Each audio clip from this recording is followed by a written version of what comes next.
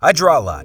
I think you guys know that by now. And if you don't, stick around here. You will soon. Today, we're going to be very chill and do a room study. Something relaxing. I'll go ahead and challenge you if you're up for it. Find a reference that is predominantly one color, preferably a photo you took yourself, and drop in a base color. For me, it was a dark room with a couple of screens. I went for dark, but not too dark, because I wanted to drop in some deep shadows. I just needed something to sit back and relax with. I've been learning and creating for so long that I figured it was time for a quick reset. This room would work for me, especially since I'm gearing up for some art that will have me much more involved soon. I think it just works to be able to turn parts of your brain off and create something without much effort. So, let's talk about anything. I have such a deep passion for art that I completely lose myself in it. So many of the artists I admire have the ability to put forth beautiful works, capturing details of life that I would never think to include. The best way to see these things is to look within your own environment. The lively inclusion of clutter in certain spaces changes the feel. There's a difference between a messy clutter and a usual bit of clutter. What does a room look like before you tidy it up? Maybe you just got back from work and grabbed the mail. Maybe it's cold outside, so you're wearing a coat, a thicker coat. Maybe before going through your mail, setting things in their proper place, you set everything on your coffee table to take off your coat. Start your music to enjoy your home vibes while you're cleaning. Jazz, lo-fi, classical, whatever music you choose, the screen bleeds this beautiful hue over the items across the couch and onto you. What does the room look like right now? That's what I wanted to capture here. This is not a license to be dirty. Take a picture of the vibe, then clean your stuff like a normal person before sitting down. This is the aspect of life that I wanted to study. In fact, I believe as freeing as this is, I might have to make this a new addition to my studies. There are tons of these different situations I can think of. We'll start here and begin exploring the environment over time. Think about your lighting. I honestly like lamps and mood lighting around my space. If you're going for the single light source idea, make sure it's bright enough. I had an extra screen here because it was already there, but it did help to have a bit of extra illumination around. I'm working with one color, but there should be some variation. Blues and blue adjacent grays are the key to this. Clearly there has to be drops of blue on all of the different things directly in front of the TV, but the things off to the side that have like reflective qualities should get a bit of color as well. Balancing the color is key. Dipping into the black was something that I was most excited about. The darker you make something, the less visible in this space the details on it should be.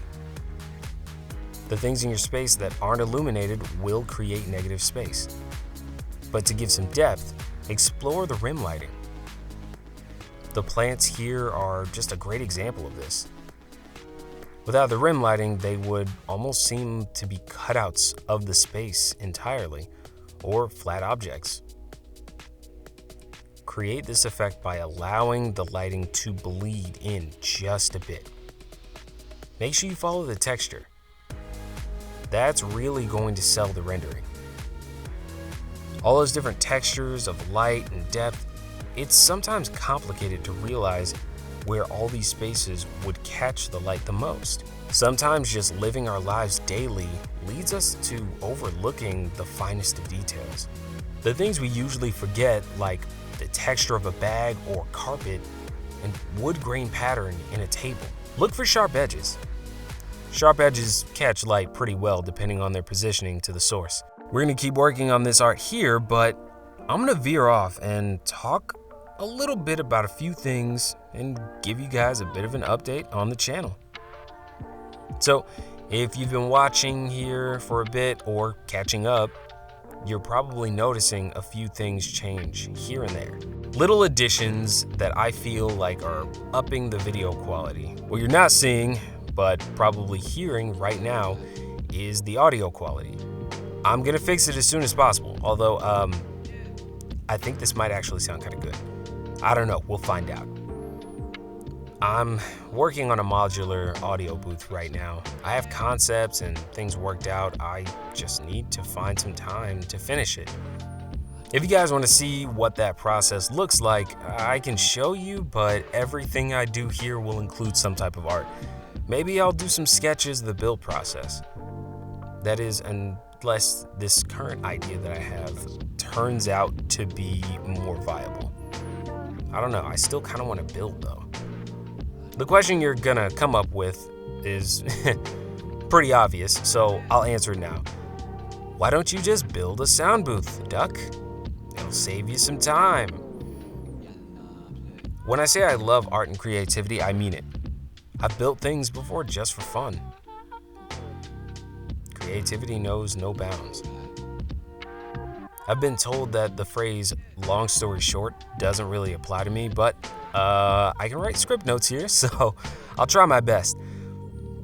You guys can have a slight peek into who the Duck is. I started out as a traditional artist.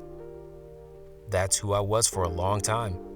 Then life at some point pushed and pulled me in different directions away from art. There were multiple creative journeys that I went through to rediscover those aspects of myself, which eventually led me back to art and what I refer to as my healing journey. This is essentially how I became a digital artist. The things I gained along the way became a part of me. So now I can't throw away the opportunity to have some fun building. Maybe I'll tell more of that story if we get more people here and you all still want to hear it. What does all this have to do with the channel? Well, now that I've explained the audio, let's talk about the break. So I took a break from the channel to do some planning, work on some personal art pieces, and travel and move. I basically have a bunch of art now, which I had plenty of before, a bunch of scripts and script notes for videos, and a mapped out posting schedule going forward. If you look at my IG, YouTube Shorts, and TikTok, you'll notice that I've been doing at least one post a day. As I mentioned before, videos are coming weekly now. So far, it's been once every 8 days, but that's just because I really wanted to come back March 19th. And I also wanted to move the posting to like Saturday, which, just overcomplicated the hell out of it. I always do that, but, whatever. Hey, I'm making it. I actually make a channel post just about every week to gear up for the next video. So reach out there or to my IG if you want to talk. During the break, I posted the updates there, and now I just do a weekly check. The moving part made all of this a bit more taxing. What I planned to do was to have all the audio recorded for the next videos, like maybe the next few, 3 or 4.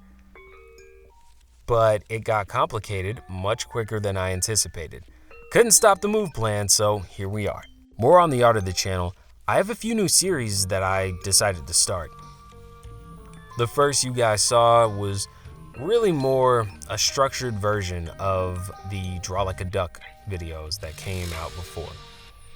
You will definitely be seeing more of that. Then we have the DTIYS videos. I had fun with the holiday ones and doing edits to my original attempts, so I couldn't help but do more. Like I said in that video, we're going to look at some past ones I did and maybe some new ones too. I think it'll show a huge contrast in past work versus current work. Aside from that, there is original art coming. I keep seeing my mentors and peers post all their new stuff, and here I am 4 months into the new year with no new original art up yet. We're gonna work on changing that next week. Little tease. that's really all I've got for a channel update so far. I just figured it would be nice to sit and talk with you guys while knocking out some chill art. I'm sure we'll do more of these sometime in the future where I can just share some chill, candid takes on some things, maybe even some serious topics. Not too serious though. This is not the place for all that. We'll see what we get into though. With that though, I guess we're going to kind of sit back and relax, and we're going to let this art play out. I'll let you guys see it at the end. So, are these talks something that you guys are interested in or what? I mean, if you want to talk about what you want to see on the channel, or if you want to bring stuff up like that, please, I'm all ears. I have tons of ideas, and realistically, I'm not going to run out anytime soon. I just love art that much. But at the same time, you know, if you guys have cool ideas, I would love to, explore that or see what else we can do with that idea. Maybe I can improve it, or maybe you can improve one of mine. I'm excited for it. Either way, the Instagram and the TikTok are somewhere on screen, I think. I'm going to try and get them on screen. And I can't put links below yet because YouTube wants to know what I look like. No, not yet, I guess. Maybe I'll throw a mask on. Do you guys think that works? If you throw a mask on and a hoodie, and also wear, a duck t-shirt, do you think YouTube will count that as like the facial thing, the facial recognition stuff or whatever? If you guys aren't aware what I'm talking about, when you want to put links in your YouTube videos or anything, YouTube wants verification that you're an actual human being in order to paste links in there. It's I think it's one of those like spamming kind of scammer filters, to keep people from making like weird spammy scam accounts, which, I mean, you could get a picture of anyone and put it there.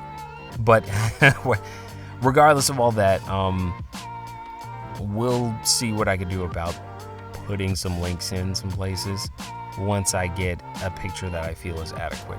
With that being said, I'll see you soon.